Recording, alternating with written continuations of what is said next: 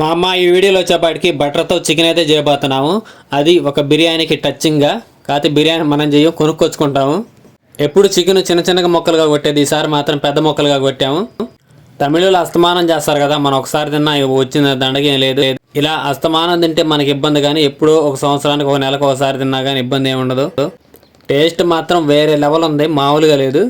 కారం వేయక ముందు ముక్కని ఇలా టేస్ట్ చేస్తాం మేము, టేస్ట్ ఎలా ఉందని. ఇలా ఎవరైనా చేస్తే కామెంట్ చేయండి. అవును మేము కూడా చేస్తాం అన్న వాళ్ళు మీ పేరుని కామెంట్ చేయండి. కారం కూసంత ఎక్కువ వేయండి, ఎందుకంటే టేస్ట్ బాగుండాలి కాబట్టి. కూర ఎక్కువ రుచి రావాలన్నా ఘాటు రావాలన్నా కానీ కారం మాత్రం ఎక్కువగా ఉండాలి. ఈ వర్షాలకి వెజ్ ఎంతమంది తినాలనిపిస్తుంది, అలాగే నాన్ వెజ్ ఎంతమంది తినాల్సిందో కామెంట్ చేయండి. అలాగే మీ ఊరిలో బాగా వరదలు వచ్చుంటే కామెంట్ చేయండి మీ ఊరి పేరుని.